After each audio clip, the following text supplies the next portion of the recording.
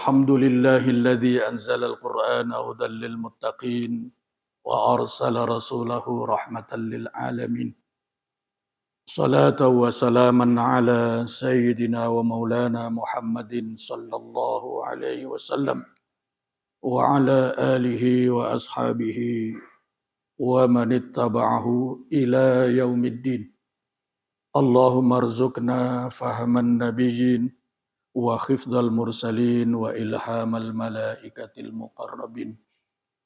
Majelis Baitul Mukmin yang Allah muliakan, alhamdulillah wa syukru lillah. Pagi ini kita bisa sholat subuh berjamaah dan kita lanjutkan dengan kajian kita, lanjutan dari materi cabang-cabang iman. Bapak Ibu jamaah sekalian, saya berharap mudah-mudahan outline atau sistematika ngaji kita jangan terputus. Ya. Jadi ngaji-ngaji kita ini sejak awal tema besarnya adalah menuju Muslim kafah. Karena itu kewajiban setiap Muslim terhadap keislaman dirinya. Yaitu memenuhi firman Allah dalam surat Al-Baqarah, Ya ayyuhalladzina amanu dkhulu fis-silmi kafah. Wahai orang-orang beriman, masuklah Islam secara kafah. Nah itu arahnya ke sana, tema besarnya ke sana. Kemudian Muslim kafah itu ada tiga kriterianya. Siapakah yang disebut Muslim kafah itu? Muslim kafah itu adalah seorang Muslim yang kuat imannya, kokoh imannya, sempurna syariah ibadahnya, dan mulia akhlaknya. Itulah tiga komponen, tiga kriteria yang tidak boleh dikurangi sedikit pun dari tiga unsur itu. Yang disebut Muslim kafah manakala seorang Muslim kuat kokoh imannya, sempurna ibadah syariahnya, dan mulia akhlaknya. Nah, tiga inilah yang disebut arkanuddin, rukun atau sendi agama. Dan ini ditegaskan oleh Allah dalam Al-Quran yang sering kita rujuk, surat Ibrahim ayat 24-25. Alam taro kaifa daraballahu masalan kalimatan thayyibah ka syajaratin thayyibah asluha sabitun wa far'uha fis sama tu'ti ukulaha kullahinin bi'izni rabbiha wa yatribullahu al-amthala linnas la'allahum yatadzakkarun. Itulah firman Allah dalam Al-Quran surat Ibrahim ayat 24 dan 25.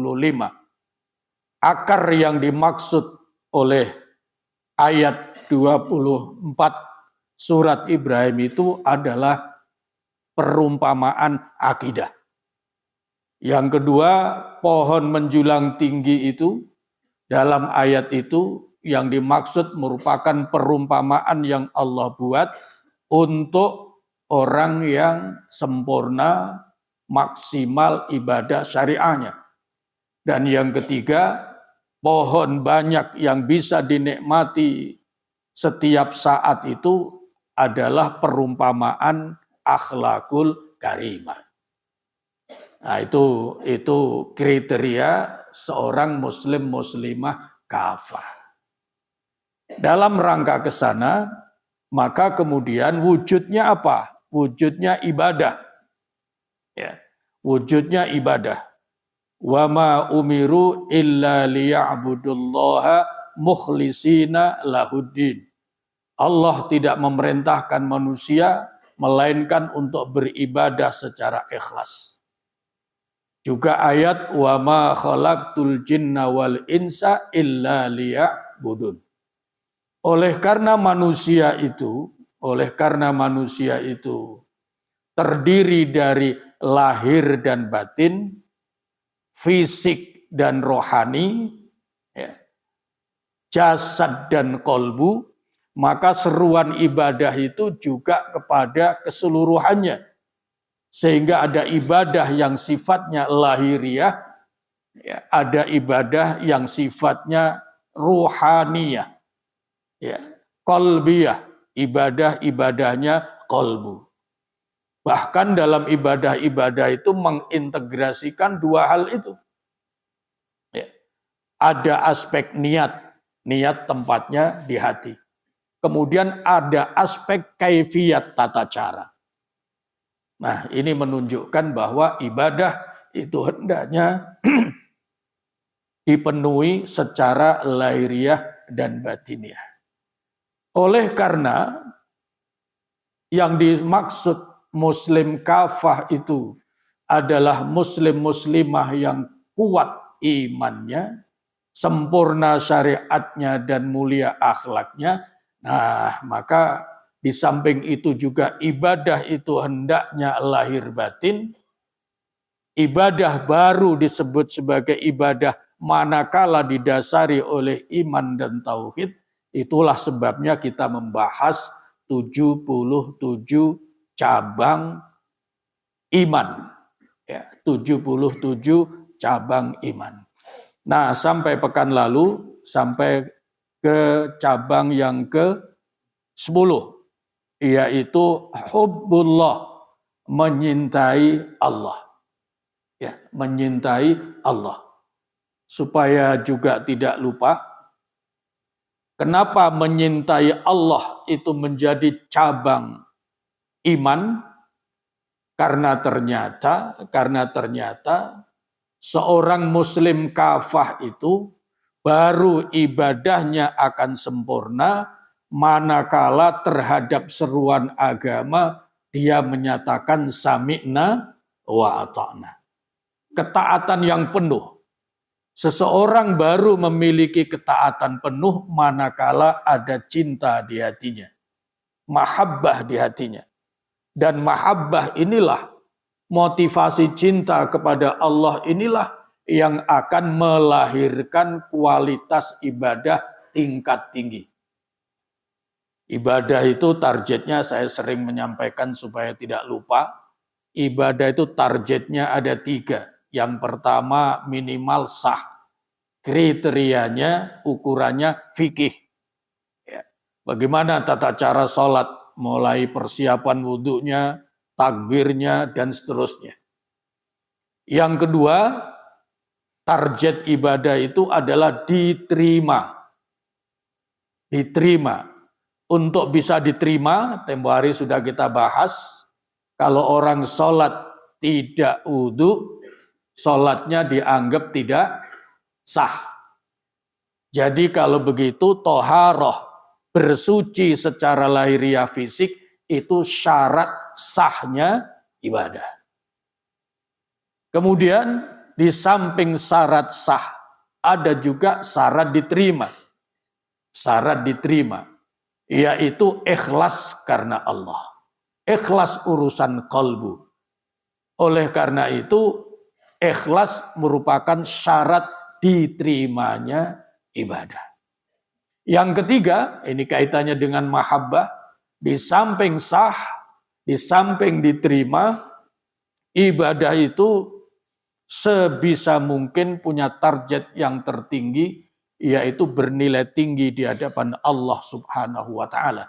Nah, ibadah yang punya nilai tinggi di hadapan Allah itu adalah ibadah yang dilaksanakan karena kecintaannya kepada Allah Subhanahu wa Ta'ala.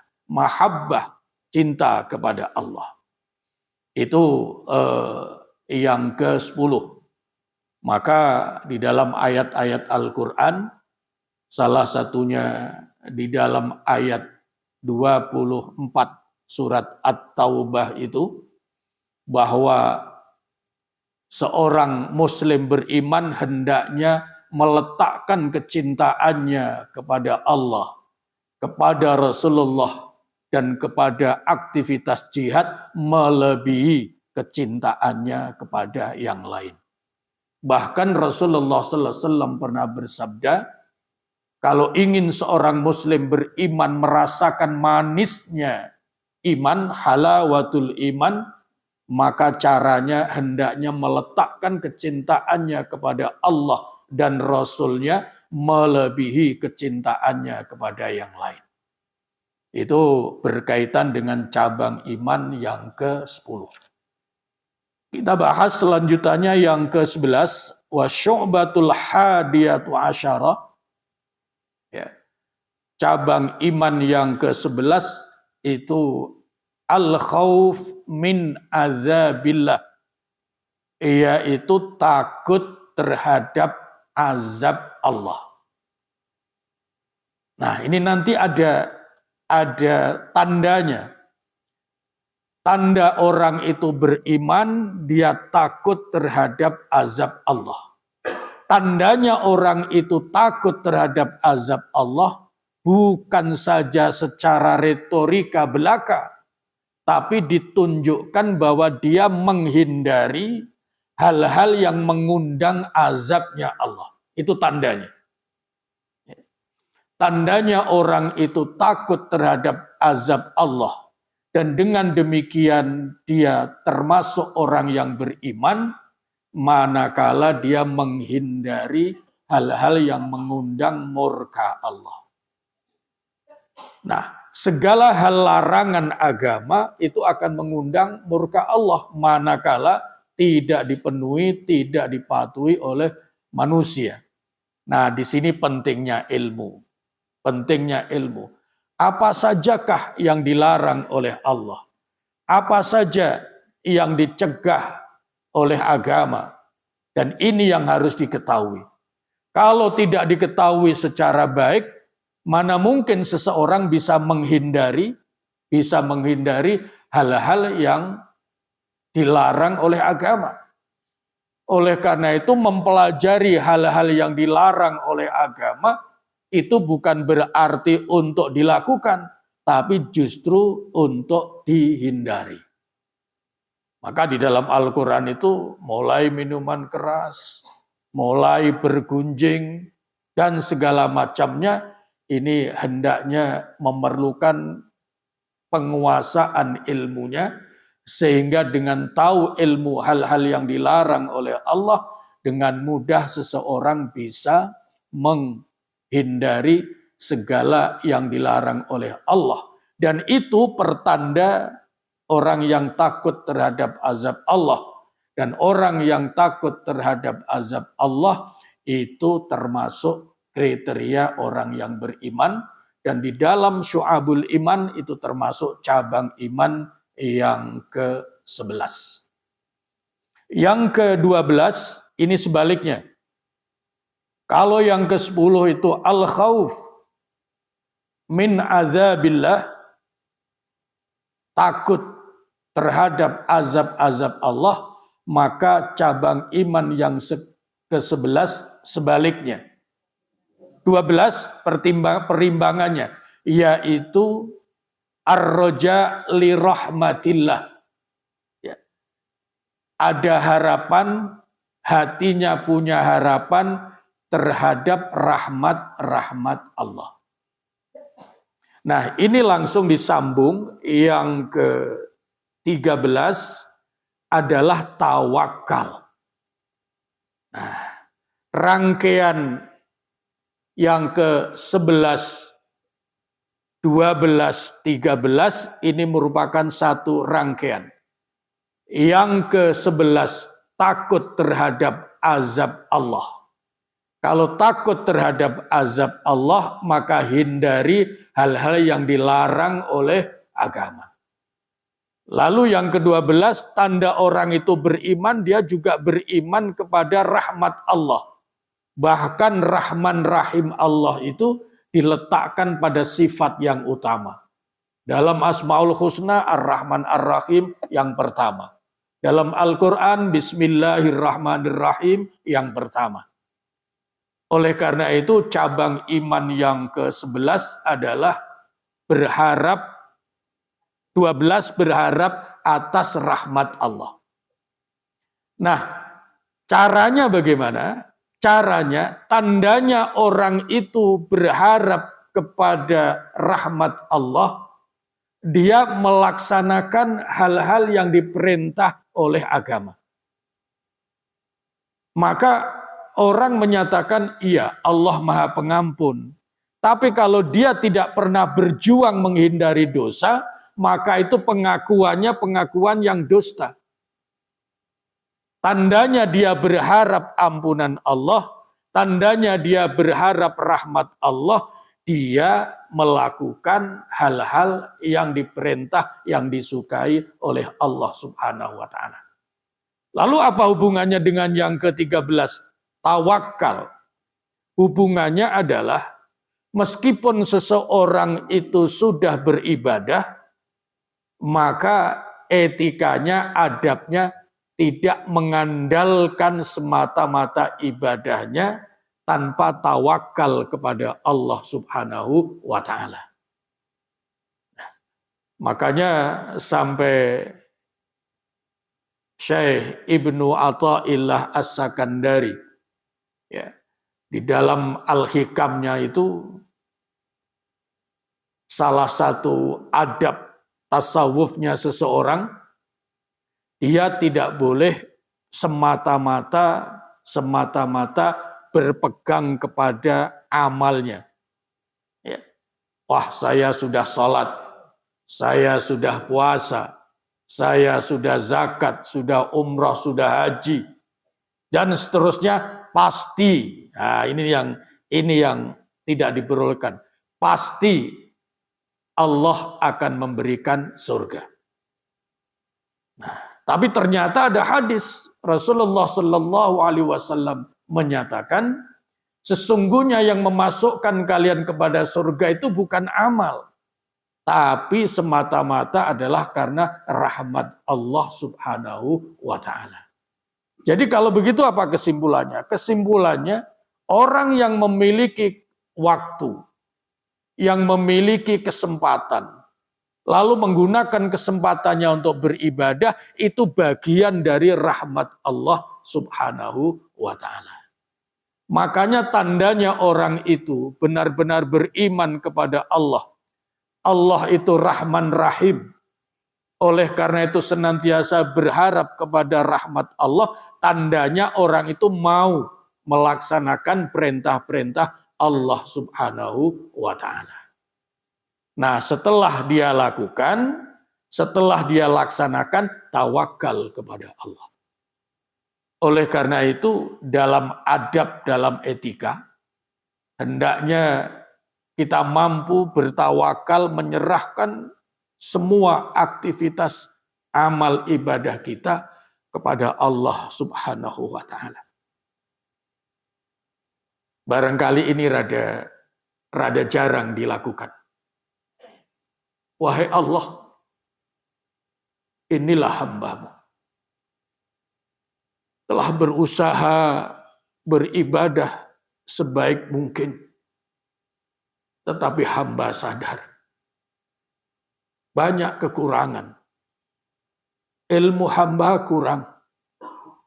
Ibadah mungkin jauh dari sempurna. Tetapi hamba mohon kiranya Engkau berkenan menerima ibadah hamba dengan sempurna. Bukan karena kesempurnaan ibadah hamba, tapi karena semata-mata Rahman dan Rahim. Ini perlu dilakukan sebagai wujud tawakal kita. Supaya apa? Supaya jangan sampai kita sombong dengan ibadah-ibadah yang kita lakukan. Orang yang terlalu optimis ini melahirkan kesombongan.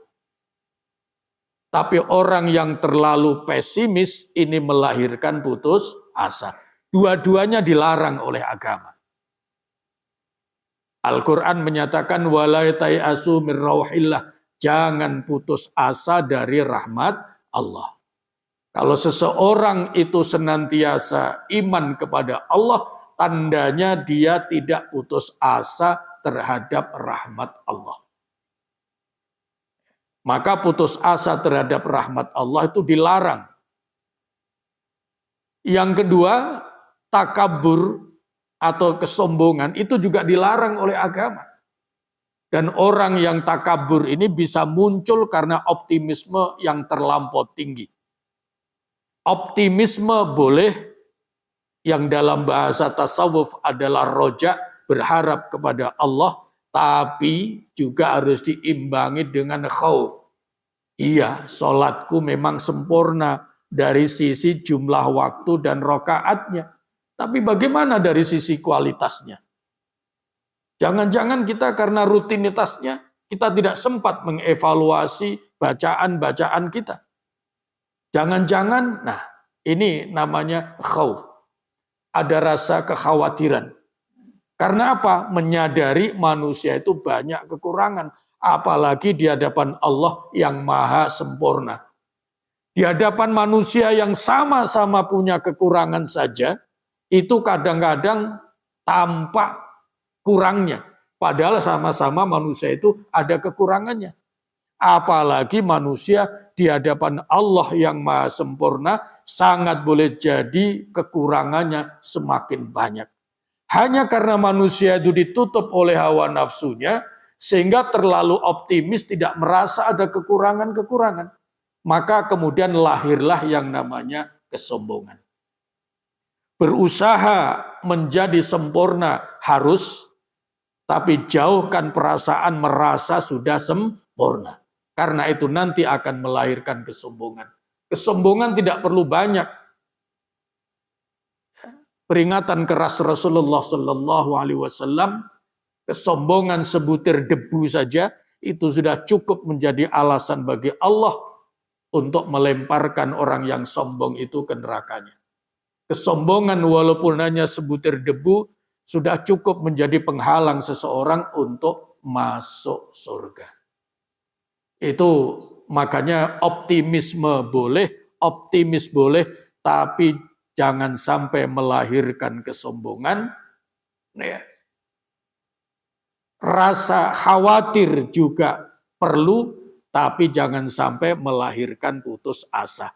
Nah, supaya tidak terjadi begitu, maka setelah berusaha dan berdoa, setelah melaksanakan aktivitas-aktivitas syariat, maka ada tawakal kepada Allah Subhanahu wa Ta'ala. Itulah sebabnya di dalam Al-Quran tidak hanya disuruh ibadah, tidak hanya disuruh berdoa, tidak hanya disuruh berusaha, tetapi diperintah juga untuk bertawakal. Fatawakkalu in kuntum mu'minin. Ya, bertawakallah kalian kepada Allah apabila kalian benar-benar sebagai orang yang beriman. Itu salah satu firman Allah dalam surat Al-Maidah, nanti bisa dicek ayat 23. Itu perintah tawakal. Banyak ayat-ayat yang bicara tentang tawakal. Yang ke-13 ya tadi. Yang ke-14, nah yang ke-14 dan 15 ini sudah kita bahas. Karena tempo hari menyesuaikan dengan bulan Rabiul Awal. Yaitu apa? Cabang iman yang ke-14, wa syu'batur rabi'atu asyara, hubbu nabiyyina Muhammadin sallallahu alaihi wasallam, menyintai Rasulullah sallallahu alaihi wasallam. Bahkan kita sudah bahas ada 5 tahapan atau 5 tanda orang itu menyintai Rasulullah. 1, mengenal dengan baik pribadi Rasulullah sallallahu alaihi wasallam. Ini bagi kita yang mengaku umat Nabi, ini juga entah berapa persen kita sudah mengenal dengan baik pribadi Rasulullah Sallallahu Alaihi Wasallam. Karena ini pelajarannya panjang, ya. Biasanya ada memang sirah nabawiyah, sejarah Nabi. Tapi buku-buku atau kitab-kitab sirah itu kebanyakan yang dibahas di dalamnya adalah sejarah perjuangan. Padahal di balik perjuangan itu kepribadian Rasulullah Sallallahu Alaihi Wasallam juga penting untuk dipelajari supaya makin mengenal. Bapak Ibu punya buku sejarah Nabi apa di rumah? Ya, itu ya satu. Kemudian yang kedua, dari sisi waktu, berapa persen menyempatkan bacaan kita, bacaan sejarah Rasulullah Sallallahu Alaihi Wasallam. Nah, ini bagian dari muhasabah. Yang kedua, supaya tumbuh kecintaan Nabi, tandanya orang itu menyintai Nabi adalah mengingat dan menyebut dengan cara memperbanyak sholawat. Ya. Ini juga begitu. Dianjurkan sholawat sebanyak-banyaknya. Ya. Sehingga muncul pertanyaan, berapa mesti bersolawat? Ya, banyak itu minimalnya 3. Ya, minimalnya 3. Maksimalnya ya tidak terbatas. Karena sholawat itu bagian dari zikir. Ya. Sementara seruan Al-Quran, ya ayyuhalladzina amanuzkurullaha zikran katsiran. Wahai orang-orang beriman, lakukan zikrullah, zikir yang sebanyak-banyaknya. Jadi Al-Quran menyuruhkan zikir itu sebanyak-banyaknya. Bersolawat kepada Nabi itu bagian dari zikir. Kalau begitu dianjurkan sebanyak mungkin membaca salawat. Itu yang kedua. Yang ketiga, merasakan hadirnya Rasul dengan cara melaksanakan syariat Islam yang dibawa oleh Rasulullah Sallallahu Alaihi Wasallam tidak semata-mata sebagai kewajiban, tapi dirasakan sebagai rahmat. Makanya tadi saya sampaikan di dalam Syu'abul Iman itu meroja, ya, ar-roja ila rahmatillah, berharap atas rahmat Allah. Tandanya orang yang beriman itu dia berharap atas rahmat Allah. Supaya mendapatkan rahmat Allah, tandanya dia mau melaksanakan perintah-perintah Allah. Karena apa? Perintah Allah yang namanya agama itu adalah rahmat dari Allah Subhanahu wa ta'ala. Makanya dalam Al-Quran, wa ma arsalnaka illa rahmatan lil alamin. Yang keempat, meneladani, ya, meneladani akhlak Rasulullah. Dan yang kelima, memelihara, menjaga, menghidup-hidupkan sunnah Rasulullah Sallallahu Alaihi Wasallam. Itu cabang iman yang ke-14, yaitu menyintai Rasulullah Sallallahu Alaihi Wasallam.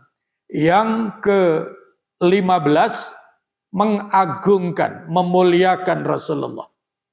Dengan sendirinya, kalau dia mengenal dengan baik, maka akan makin tumbuh mahabbah, kecintaan. Kalau sudah cinta, maka dia akan menghormat. Ya, akan menghormat. Sehingga kecintaan seseorang itu merupakan buktinya nanti sejauh mana dia menghormati orang yang dicintai. Tidak mungkin orang menyintai seseorang lalu dilecehkan, lalu direndahkan. Tidak mungkin. Aksioma imannya tidak begitu. Makanya di dalam Syu'abul Iman ini, setelah menyintai Rasulullah SAW, maka cabang iman yang ke-15 adalah ta'zimu qadri nabiyina Muhammadin sallallahu alaihi wasallam. Menghormat, kemuliaan, mengagungkan Rasulullah sallallahu alaihi wasallam. Nah, disinilah letaknya, ya, letaknya salah satu cara mengagungkan Nabi itu adalah memanggil namanya dengan panggilan yang terbaik.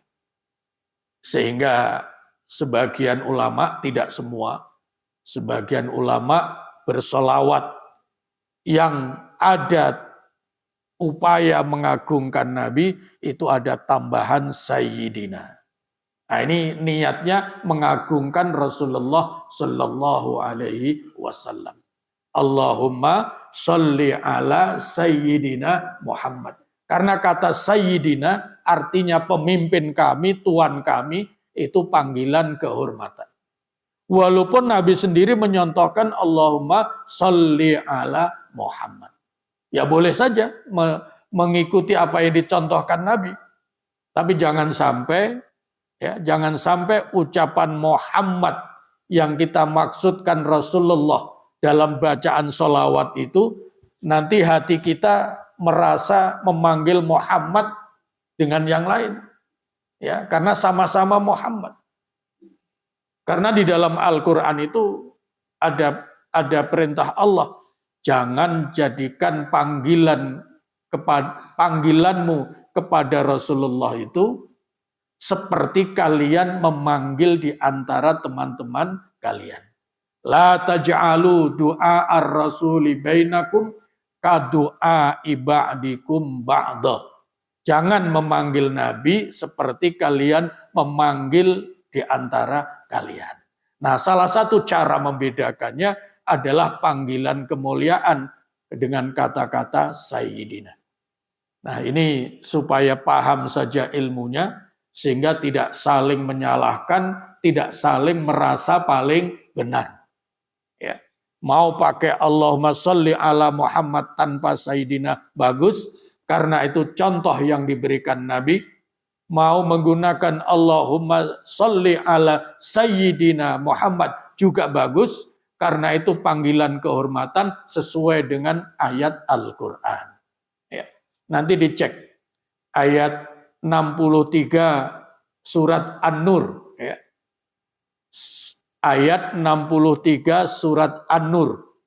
Itu pesan Allah agar manusia tidak memanggil Nabi dengan panggilan seperti memanggil teman-temannya sendiri. Yang ke-16. Nah, yang ke-16 ini ya. Yang ke-16 ini penjelasannya perlu rada pelan-pelan karena kalimatnya di dalam kitab itu rada berbeda dengan kalimat-kalimat yang biasa kita gunakan. Asy-syu'batus sadisatu asyarata al-bukhlu bidinil Islam. Kalau diartikan harfiah, itu artinya orang yang pelit, nah, al-bakhil, ya, yang bakhil dalam agama Islam. Ini kan sekilas, loh, bukannya harus murah hati, tapi ini kok bakhil, malah harus pelit. Rupanya yang dimaksud pelit ini harus betul-betul menjaga agama, jangan sampai, nah begitu, jangan sampai agama ini baik dalam pelaksanaannya ibadah maupun muamalah itu terkesan murah dan dimudah-mudahkan. Nah begitu ya. Jadi yang dimaksud pelit itu tidak terlalu membebaskan dalam beragama ini sebebas-bebasnya, sehingga mengesankan agama itu tidak punya nilai kehormatan. Karena di dalam kisah ini luar biasa. Ya, ada sebuah kisah bahwa Raja Romawi itu pernah memiliki tahanan politik, orang-orang Islam. Nah, satu di antaranya ada orang setelah ditahan, ini kemudian, wahai tahanan, kamu bisa saya berikan tempat yang mulia, bisa saja saya bebaskan dari hukuman dengan catatan dengan catatan engkau keluar dari agama. Nah, ya. Ini kalau orang murah, kira-kira lebih menghargai dirinya atau lebih menghargai agamanya kira-kira. Nah, begitu ya. Ternyata yang pertama ini tidak mau, menolak, tidak. Bagaimanapun saya tetap memegang teguh Islam apapun risikonya. Ya karena memang tahanan politik dan raja itu berkuasa, dengan mudah diperintahkan panglima perangnya untuk memenggal kepalanya. Dan ternyata setelah dipenggal kepalanya, kepala ini berputar. Berputar di depan khalayak ramai yang menyaksikan para pasukan perang itu. Dan dengan mengucapkan kalimat tauhid, la ilaha illallah, la ilaha illallah, la ilaha illallah, sampai berhenti. Kemudian yang kedua begitu juga. Gimana kamu setelah menyaksikan temanmu? Apakah kamu akan milih nasib seperti temanmu? Atau engkau melepaskan agama Islam? Karena Romawi kan Nasrani. Dengan melepaskan agama Islam, kamu akan selamat. Tidak. Saya tetap berpegang kepada tauhid. La ilaha illallah. Penggal juga kepalanya. Gitu. Nah, yang ketiga, ternyata, gimana kamu setelah menyaksikan dua temanmu? Siap. Yang ketiga ini ternyata mau keluar dari Islam. Nah, baik karena kamu keluar dari Islam, maka kamu saya selamatkan. Dan kemudian sang raja ini memerintahkan panglima perangnya untuk menyiapkan tempat yang paling baik. Apa yang terjadi? Panglima perang ternyata punya pikiran lain. Wahai raja yang mulia, memang pengakuannya seperti itu, dia keluar dari agamanya. Tapi ini kan harus diuji. Dia sungguh-sungguh apa tidak? Harus diuji dulu. Kata raja, oh benar juga kalau begitu. Lalu apa ujiannya? Ujiannya, ini kan masih ada sesama muslim nih, tahanan-tahanan perang. Sebagai tanda bahwa dia lebih menyintai kita, lebih menyintai agama kita daripada agamanya sendiri dan teman-temannya, kita uji. Dia suruh membunuh teman-temannya. Nah, akhirnya, dan itu dilakukan. Nah, ini namanya apa? Dia tidak pelit. Ya, mestinya dia bersikap pelit, tidak. Nah, gitu. Dia tidak. Orang pelit itu kan susah untuk melepaskan apa yang dimiliki, betul ya? Itu pelit. Nah, dalam hal ini juga begitu. Orang pelit dalam agama itu dia tidak melepaskan agamanya apapun resikonya. Nah, setelah usulan panglima perang ini disetujui oleh raja, laksanakan. Ternyata teman-teman ini dibunuh. Nah, setelah dibunuh, raja mencoba konsisten baik. Ini karena dia sudah membunuh teman-temannya, ini berarti dia sudah benar-benar menyintai kita, melepaskan agamanya. Oleh karena itu bebaskan dia dan diberikan fasilitas kehidupan yang terbaik. Panglima perangnya terima apa tidak? Ternyata tidak. Wahai raja, memang terbukti dia membunuh teman-temannya. Tapi ini tidak masuk akal. Kalau dia ke teman-temannya saja rela membunuh, apalagi kepada kami. Apalagi kepada kita. Akhirnya apa? Akhirnya dipenggal juga dia. Sama-sama dipenggal kepalanya, nasibnya beda. Yang dua dipenggal sebagai syuhada, ya. Yang satu dipenggal dalam keadaan murtad. Nauzubillah min dzalik. Itu maksudnya al-bukhlu, pelit terhadap agamanya, itu maksudnya adalah dia tidak mudah melepaskan agamanya dengan tawaran apapun. dengan imbalan apapun.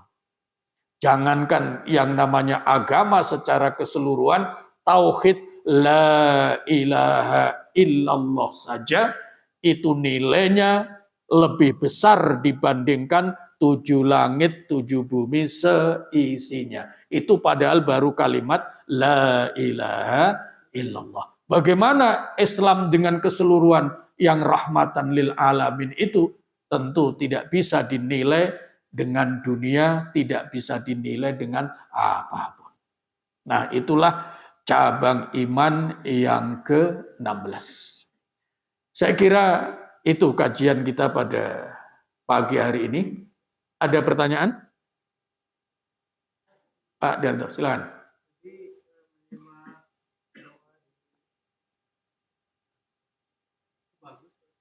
Saya nggak akan bertanya, cuma minta aja tadi kita ulang di ayat majelis. Yang mana? Bahwa amal kita itu diterima karena kesempurnaan amal kita. Oh iya. Iya. Itu salah satu contoh munajat. Tapi teksnya ya, jadi teksnya itu teks yang saya ucapkan tadi itu rangkaian dari berbagai ayat, berbagai hadis, kira-kira intinya begitu.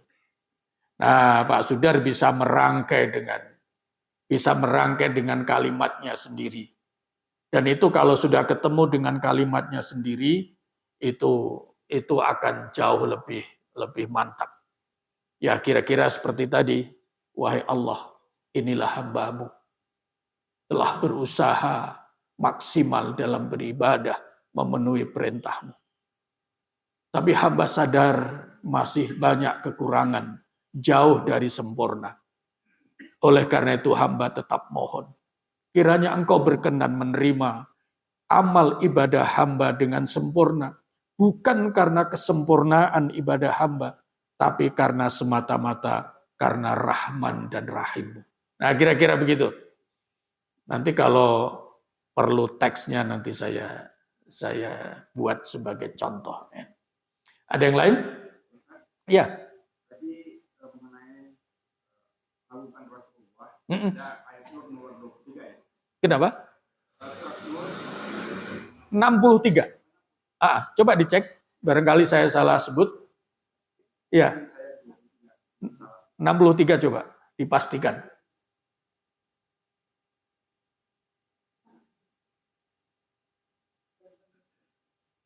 (63) ada yang sudah ketemu?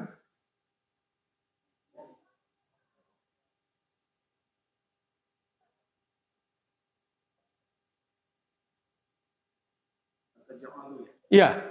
Boleh dibaca terjemahannya coba kalau ada. Janganlah kamu jadikan panggilan Rasulullah Muhammad SAW di antara kamu seperti panggilan sebagian kamu pada sebagian yang lain. Stop. Gitu ya. Jadi janganlah kalian memanggil Nabi itu seperti kalian memanggil di antara kalian. Gitu. Di dalam majelis ini ada enggak di antara ibu dan bapak berani memanggil nama begitu? Ya, berani mengambil nama begitu. Misalnya kepada Pak Ketua Yayasan gitu, Sudar gitu. Gimana kira-kira rasanya? Pak Sudar mungkin terima, tapi orang lain bisa kupingnya panas dan dalam hatinya ini orang kurang adab ini, ya, kurang etika. Kira-kira begitu ya Pak Miko ya. Jadi di antara kita saja pasti ada Pak, ada Ibu, ada Akang, ada Teteh dan itu adalah tanda penghormatan, ya, tanda penghormatan. Maka Al-Quran berpesan seperti itu, apalagi kepada Rasulullah Sallallahu Alaihi Wasallam. Jelas itu di dalam surat An-Nur ayat 63. Cukup? Baik, bismillahirrahmanirrahim. Ada pertanyaan? Ya.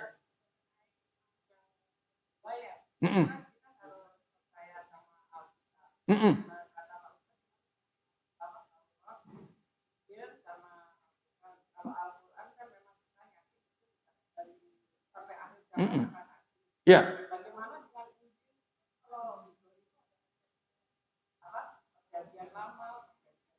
Iya. Baik. Jadi ada salah satu rukun iman itu adalah beriman kepada kitab suci. Kitab suci yang wajib diimani ada 4. Taurat, Zabur, Injil, Al-Quran. Nah, pertanyaannya bagus. Kalau Al-Quran sudah jelas. Tapi kalau saat sekarang ada Injil, ada dan lain-lain, itu kan kita ragu apakah itu benar apa tidak. Nah, caranya diukur kalau isinya sesuai dengan Al-Quran berarti benar. Kalau tidak sesuai dengan Al-Quran berarti tidak benar. Contoh saja, isi Injil itu salah satunya disebutkan di dalam Al-Quran. Surat As-Saff ayat 6. Wa idh qala Isa ibn Maryam, ya. Wa idh qala Isa ibn Maryam ya bani Israel inni rasulullah ilaikum musaddiqan lima baina yadayya minat taurah wa mubasyiran bi rasulin ya'ti mim ba'dismuhu Ahmad. Ingatlah ketika Allah berfirman kepada Nabi Isa agar menyampaikan kepada umatnya Bani Israel, wahai Bani Israel, saya ini Rasul Allah kepada kalian. Jadi Isa dalam versi Al-Quran itu Rasulullah. Nah, nanti ibu lihat dalam Injil itu ada enggak ayat-ayat yang bercerita tentang Muhammad, tentang Rasulullah. Kalau ceritanya sama dengan Al-Quran berarti benar. Tapi rasa-rasanya walaupun belum dicek, rasa-rasanya sudah jelas pasti tidak ada. Karena justru pengingkaran mereka itu luar biasa terhadap Muhammad Rasulullah Sallallahu Alaihi Wasallam. Bahkan dalam ayat 6 surat As-Saff itu, wa mubasyiran bi rasulin ya'ti min ba'di ismuhu Ahmad. Di samping saya ini Rasul Allah kepada kalian wahai Bani Israel, saya juga wajib membenarkan kitab-kitab sebelumnya dan sekaligus saya harus memberikan kabar gembira kepada kalian. Wa mubasyiran bi rasulin. Saya juga menyampaikan kabar gembira kepada kalian bahwa setelah aku dan kalian nanti akan datang seorang Rasul yang namanya Ahmad. Sekarang pertanyaannya, di dalam Injil-Injil yang beredar itu, ada enggak seruan bahwa umat Injil itu hendaknya senang menyambut kehadiran Nabi? Nah, itu cara ngeceknya, ya, cara ngetesnya. Itu baru sebagian dan banyak hal-hal lain. Begitu, Bu ya? Nah, kalau ukurannya sesuai atau tidak dengan Al-Quran, berarti yang kita imani adalah Injil yang sesuai dengan Al-Quran. Yang sudah pasti berarti Injil sebelum itu, Taurat sebelum itu, Zabur seperti sebelum itu. Makanya tempo hari saya bawakan yang namanya salah satu kitab yang judulnya Hayatus Sahabah. Nah, di situ ada firman Allah menceritakan bagaimana Allah memperkenalkan Rasulullah kepada Nabi Daud dalam kitab Zabur. Ya Daud, sayati min ba'dika nabiyyun ismuhu Ahmad wa Muhammad. Jadi nama Muhammad, nama Ahmad yang disebut dalam Al-Quran nama Rasul kita, itu juga diperkenalkan oleh Allah dalam kitab Zabur, kitab Taurat, kitab Injil. Begitu, Bu? Paham? Baik. Nanti kita sambung insyaAllah. Bismillahirrahmanirrahim. Allahumma anfa'na bima 'allamtana wa 'allimna ma yanfa'una wa zidna ilma wa zidna ilma wa zidna ilma. Alhamdulillahi ala kulli hal wa na'udzu billahi min hali ahlin nar. Rabbana atina fid dunya hasanah wa fil akhirati hasanah wa qina adzaban nar. Walhamdulillahi rabbil alamin. Wassalamualaikum warahmatullahi wabarakatuh.